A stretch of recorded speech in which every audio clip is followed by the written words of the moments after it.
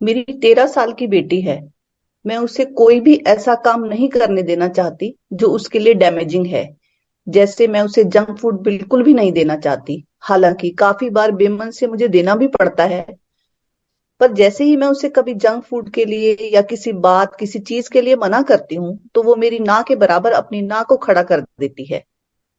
For example, उसकी पसंद का जंक फूड नहीं दिया तो उसने दूध के लिए ना कर दिया, या उसके फेवरेट टीवी शो से उठाया तो उसने पढ़ने से किसी बहाने से ना कर दिया। और जैसे ही मैंने टीवी शो के लिए ना किया, वैसे ही उसने किसी खास जूते के लिए ना किया, या कभी साथ कहीं पार्टी में जाने के लिए ना कर दिया। हेलो एवरीवन, मेरा नाम है सुमिता। ये प्रश्न पूछा है बेंगलुरु से आस्था ने, और इस प्रश्न का उत्तर देने के लिए मेरे साथ हैं श्री तारा की फाउंडर और रिलेशनशिप एक्सपर्ट शांति पाहवा। तो शांति जी, आस्था के प्रश्न को एक लाइन में कुछ यूं समेटा जा सकता है कि बच्चों को किसी भी डैमेजिंग बात के लिए ना कैसे की जाए। तो क्या राय है आपकी इस बारे में? हाँ सुमिता, देखिए, हर मन की अपनी अलग व्यवस्था है और वो कभी भी किसी भी बात के लिए ना कर सकता है। लेकिन ना कहने के बारे में एक ऐसा भी पहलू है जिसे हम देख नहीं पाते, और वो ये है कि हम ना करना तो चाहते हैं पर ना सुनना नहीं चाहते। इसलिए मैं कहती हूँ कि ना कहना सीखने से पहले आपको ना सुनना सीखना होगा। और ये काम सबसे पहले आप अपने बच्चों के साथ शुरू कर सकते हैं। और मैं तो कहती हूं कि आप अपने बच्चों की ना को सहजता से स्वीकार करने के साथ साथ उसे आराम से ना कहने का पूरा मौका भी दें। बच्चे को दिखे कि वो ना भी कर सकता है। बच्चों की ना को सहजता से स्वीकार करने से आपके और आपके बच्चों के बीच आराम से बातचीत की स्थिति बनी रहेगी, जो कि बच्चों के साथ रिलेशनशिप के लिए इंपॉर्टेंट है। होता यह है कि जैसे ही बच्चे दूध के लिए ना कहें या पढ़ने बैठने के लिए ना कहें, कहीं साथ चलने के लिए ना कर दें, आप बच्चों के द्वारा की गई ना से चिढ़ जाती हैं, घबरा जाती हैं, बौखला जाती हैं, आशंकित हो जाती हैं और कभी कभी अपराध बोध से भी भर जाती हैं। सही कह रही हैं आप। मैं अपना एक्सपीरियंस यहाँ शेयर करना चाहूंगी कि मुझे बच्चों को ना करते हुए किसी भी चीज के लिए उनका वो रूठा हुआ मासूम चेहरा बहुत हर्ट करता था। हाँ, तुम्हारी तरह बहुत सी मदर्स ये नहीं देख पाती हैं कि आपके द्वारा उसकी 10 मांगों में से 2 मांगे पूरी ना होने पर टाइम बीइंग रूठा है वो बच्चा। और बचपन से अब तक कितनी बार रूठ चुका है, फिर राजी भी हो चुका है। ये सब पार्ट ऑफ बचपन है। और वो बच्चा अपने रूठने को हथियार बनाकर अपने मन की हर इच्छा मनवाना चाहता है। इस स्थिति के पीछे आपकी एक अस्पष्ट सी, अच्छी सी, प्यारी सी, कोमल सी, मगर नासमझी वाली धारणा है, या कह सकते हैं कल्पना है आपकी, कि मुझे हर हाल में, हर कीमत पर अपने बच्चों को खुश रखना है और अपने बच्चों के लिए सब कुछ करना है। इसलिए जब बच्चा आपको ना कहता है आपसे बात करने को, आपकी मदद को, आपके साथ को, तो आपको लगता है कि आपसे कोई बहुत बड़ी गलती हो गई है, कोई चूक हो गई है आपसे। सही कह रही हैं आप। बच्चे की ना तो पेरेंट्स को हर उम्र में तीर की तरह चुभती ही है। यहाँ मैं एक बात पूछना चाहूंगी आपसे कि ना तो देखिए, हमें रिश्तों में या यूं कहिए जहां भी हमारा वास्ता पड़ता है सुननी ही पड़ती है। पर बच्चे की ना से हम सबसे ज्यादा हर्ट क्यों होते हैं? सुमिता, इसका भी कारण है। आपका सालों का अनुभव है कि पति, माँ बाप, सास ससुर, भाई भाभी, ननंद देवर, दोस्त आदि के बारे में तो आपको पता होता है कि आपके श्रेष्ठतम व्यवहार के बावजूद भी वो आपसे पूरे खुश नहीं होते। और इसमें आप उनकी समझ की कमी, या उनकी हाई एक्सपेक्टेशंस को, या उनकी एहसान फरामोशी को कारण मानकर खुद को समझा लेती हैं। लेकिन अपने बच्चों के लिए आप उनमें समझ की कमी या एहसान फरामोशी या हाई एक्सपेक्टेशंस की बात सोच ही नहीं पाती हैं, और उनकी नाराजगी के लिए खुद को जिम्मेदार ठहराकर परेशान हो जाती हैं, गिल्ट में आ जाती हैं।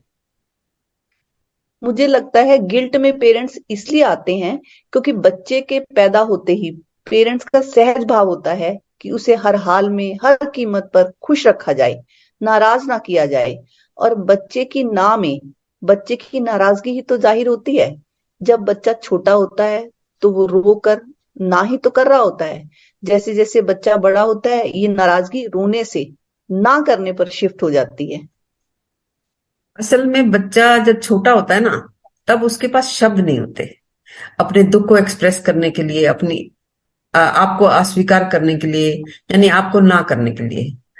तब वो सिर्फ रो देता है। लेकिन जब उसके पास शब्दों के हथियार आ जाते हैं, तो वो शब्दों से आपको बौखला देता है। गंदी मम्मी कहकर आपको अपराध बोध से भर देता है, या आपसे कभी भी बात नहीं करूंगा मैं कहकर आपको आशंका से भर देता है। तब जरूरत है इस बात की कि आप उसे अपने से 25 साल छोटे बच्चे की तरह देखें, और देखें मन के स्वभाव को। पल में रूठना, पल में राजी हो जाना बच्चों का स्वभाव है। आप अपनी कल्पना को भी देखें कि कहीं आपने ये तो नहीं सोच लिया कि आप बच्चे को हर हाल में, हर कीमत पर खुश रखेंगी। मैं कहती हूं आप अधिकतम करें अपने बच्चों के लिए। और मेरे कहने की भी क्या बात है, आप कर ही रही होंगी, पर आप उसका चाहा हुआ सब कुछ नहीं कर सकती। तो आपका काम बिना ना किए तो चल ही नहीं सकता। पर यहाँ जो इम्पोर्टेंट बात है वो ये कि आपको ना कहना सीखने से पहले ना सुनना सीखना होगा। सही बात है कि पेरेंट्स बच्चों का चाहा हुआ सब कुछ नहीं कर सकते, तो कहीं ना कहीं पेरेंट्स को ना तो करनी ही पड़ेगी। इस संबंध में जो बात आपने की कि आपको ना कहना सीखने से पहले ना सुनना सीखना होगा, एक अलग बात है और पेरेंटिंग के मामले में यूजफुल बात भी है। और लर्न टू से नो की तरह के आर्टिकल आपको पढ़ने के को अक्सर मिल ही जाते हैं। यहाँ मैं नो कहने के दूसरे पहलुओं की बात कर रही हूँ। वो शायद आपको किसी मैगजीन या न्यूज़पेपर के आर्टिकल्स में नहीं मिलेंगे। ऐसे ऐसे आर्टिकल्स मैंने भी पढ़े हैं और आपको भी मिल जाएंगे कि how to say no to your child. मैंने ये भी पढ़ा था कहीं, don't let your child intimidate you, you are the parent and you have the right to say no. मैंने एक बार रीडर्स डाइजेस्ट में पढ़ा था कि don't give in to emotional blackmail, you know you love him and denying him designers clothes doesn't make you a bad parent. मैंने ये भी सुना कि don't shout at your children, a firm no has more impact. और सुना ये भी है मैंने कि don't be autocratic, explain to your child why you are denying him something. एक आर्टिकल मैंने ये भी पढ़ा था कि don't give in because of guilt, you are doing the best you can. ये सभी बातें आपको मिल ही जाती हैं, लेकिन बच्चे के ना कहने की बात, यानी बच्चे से ना सुनने की बात आपको शायद कहीं नहीं मिली होगी। कम से कम मुझे तो कहीं नहीं मिली। खैर, अब आते हैं उस बात पर कि कैसे बच्चे हमारी किसी बात की ना पर अपनी ना बराबर में खड़ी कर देते हैं। जैसे कि मान लो आपने बच्चे की पसंद का जंक फूड नहीं दिया और उसने दूध के लिए ना कर दिया। आपने उसके फेवरेट टीवी शो से उसे उठाया तो उसने कोई बहाना बनाकर पढ़ने से इनकार कर दिया। मैं नहीं कहती ऐसा होगा ही या ऐसा होता ही है, पर कई बार ऐसा हो भी तो जाता है ना, कि आपकी ना के बराबर वो अपनी किसी इसी किस्म की ना को खड़ा कर देते हैं। तो ऐसी स्थिति में होता यह है कि आप उसकी दूध या पढ़ाई या पार्टी की ना पर तूफान खड़ा कर देती हैं। आपके व्यवहार से ऐसे लगता है कि उसने अभी दूध ना पिया तो अभी हॉस्पिटल ले जाना पड़ेगा, या अगर उसने अभी पढ़ाई नहीं की तो वो तो गरीब ही रह जाएगा और उसे सारी उम्र रिक्शा ही चलाना पड़ेगा, या वो पार्टी में ना गया तो ये समाज उससे सोशल होने का सर्टिफिकेट ही वापस ले लेगा और उसे जंगल में जाकर रहना पड़ सकता है। आप देख ही नहीं पाती कि आपके ना से उसके बाल मन को चोट लगी है। आपको ख्याल रखना है उसके बाल मन पर लगी चोट का। वो बच्चा इस भाव में जी रहा होता है कि घर में जो कुछ भी है वो मेरा ही तो है। माँ बाप मेरी हर इच्छा, हर भावना को मानेंगे और मैं जो भी मांगूंगा वो मुझे प्रोवाइड करेंगे ही। आपका कहना है कि उसकी नाराजगी को, उसे उसके बुरे लगने को, उसके मन पर लगी चोट को स्पष्टता से देखें, समझें और स्वीकार करें। और जिन बातों में उसकी ना स्वीकार की जा सकती है, कुछ देर के लिए या कुछ दिनों के लिए आराम से स्वीकार करें। हाँ बिल्कुल, बच्चे को सदा हाँ ही कहना है, इस भ्रम को मन से निकाल दें। आपके किसी ना पर वो कहे कि मैं कभी भी आपके साथ पार्टी में नहीं जाऊंगा, तब आप यही कहें कि अभी इस कारण से तुम्हारा मूड खराब है, कोई बात नहीं। जब मन हो तब चल पड़ना, या जब तुम्हारा मन ठीक होगा तब बात कर लेंगे। या चलो अभी तुम्हारा मन ठीक नहीं है तो छोड़ो, थोड़ी देर बाद दूध पी लेना, या थोड़ी देर बाद पढ़ लेना। और उसे साफ साफ बताएं कि हमारे मना करने पर तुम्हारा मूड कुछ देर के लिए तो खराब हो ही सकता है, बचपन में हमारा भी होता था। आपके इस तरह के उदाहरण देने से बच्चा खुद को अलग थलग महसूस नहीं करेगा, उसे नजदीकी का एहसास होगा।